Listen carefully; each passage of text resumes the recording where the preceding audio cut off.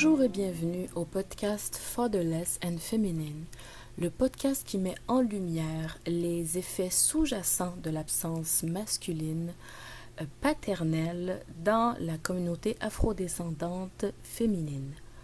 Alors nous voici dans la section dans laquelle je prends connaissance de témoignages qui m'ont été envoyés à l'adresse que je vais mettre dans la description. Et j'ai décidé de faire un petit rassemblement de tons qui étaient semblables. Donc nous avons des tons un peu plus agressifs, nous avons des tons un peu plus introspectifs, un peu plus doux. J'ai décidé de faire, comme qui dirait, un pot pourri, un mélange de récits raccourcis afin de vous les présenter plusieurs à la fois. Parce que je vous remercie, j'ai énormément de témoignages qui me parviennent, ça me touche et surtout, ça me rassure de savoir que oui, il y a des femmes qui ont envie de parler, qui ont besoin de parler et qui se joignent au mouvement afin de pouvoir se libérer de ce poids qu'elles traînent depuis leur naissance en fait. Et malheureusement entourée de membres de la famille qui refusent de mettre en lumière, qui refusent d'avouer la vérité, qui refusent de valider les sentiments de jeunes filles.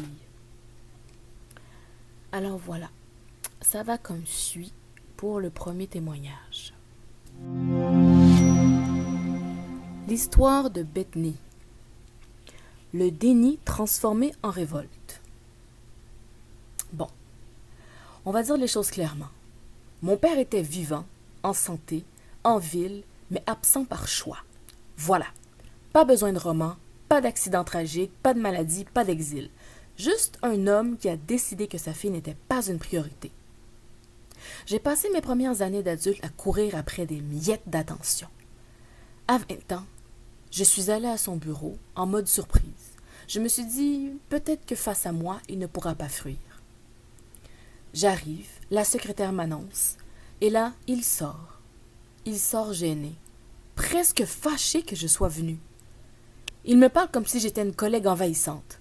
Oh, écoute, j'ai beaucoup de choses à gérer, là, on se reparle, d'accord? Waouh, j'en ai pris en pleine gueule. Le jour de mes 30 ans, il m'a envoyé un texto. Joyeux anniversaire, profite bien. Même pas un appel. J'ai éclaté de rire. Un rire nerveux, un peu fou. Comment un père peut-il se contenter d'un SMS comme s'il souhaitait bonne fête sur Facebook?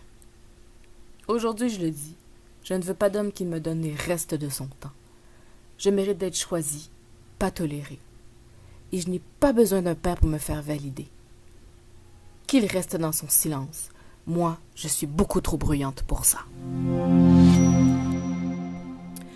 Alors passons maintenant à l'histoire de Rachel, la survivante silencieuse.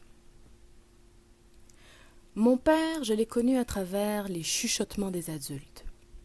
Quand je demandais « Pourquoi il n'est pas là ?» Oh, ma mère levait les yeux au ciel et changeait de sujet. J'ai grandi avec des non-dits collés à la peau. J'ai eu mon premier bal de fin d'année à 16 ans. Je rêvais qu'il me voie dans ma robe bleue.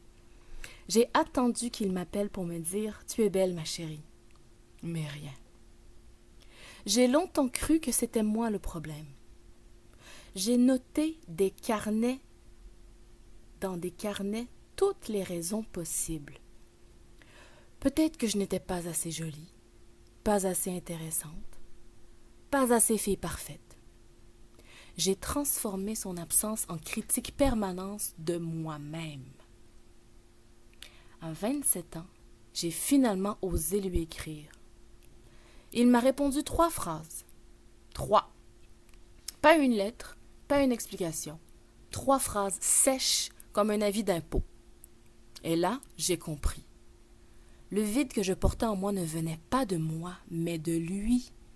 C'était son incapacité à aimer, pas mon incapacité à mériter l'amour. Ah, depuis, j'ai appris à me remplir moi-même. Je voyage, je danse, j'écris. Chaque fois que je ris à gorge déployée, j'ai l'impression de trahir son absence. Comme si, en vivant pleinement, je lui prouvais qu'il n'avait plus aucun pouvoir sur moi. Et aujourd'hui, à 38 ans, j'ai encore une cicatrice, mais elle ne saigne plus. Elle me rappelle seulement que même les blessures les plus profondes finissent par devenir de la peau dure. Ah, très beau récit d'introspection. Je me retrouve un peu là-dedans. Et en espérant que plusieurs auditrices, auditeurs et followers comprennent un peu ce qu'elle ressent. Maintenant, passons à l'histoire de Jessica. L'éternel repas de famille.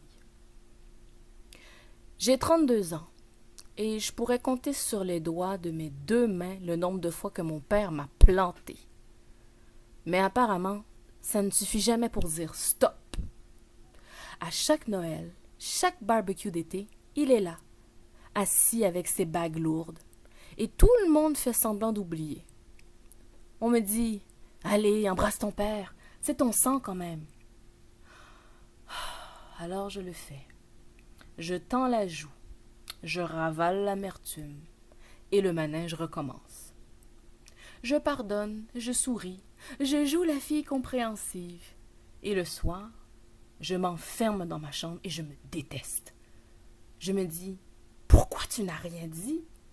Pourquoi tu laisses tout passer? » Mais je ne sais pourquoi. Non, en fait, je sais pourquoi.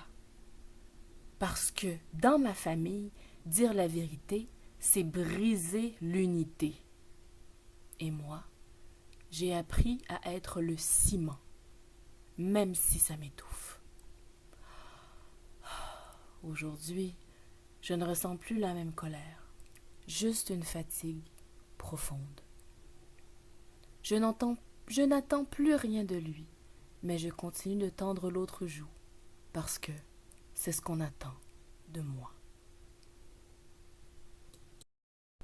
Effectivement, Jessica, le fait de se lever contre le courant, le fait de dire les vraies choses, le fait de tout simplement dévoiler la vérité, c'est une position dangereuse.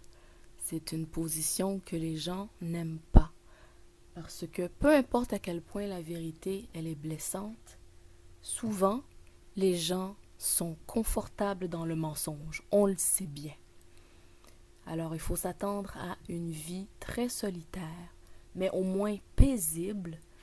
Le fait d'oser se lever, pas nécessairement contre la foule, mais de mettre en lumière ce qui se passe, les sous-entendus, les non-dits, les mensonges blancs, les douleurs.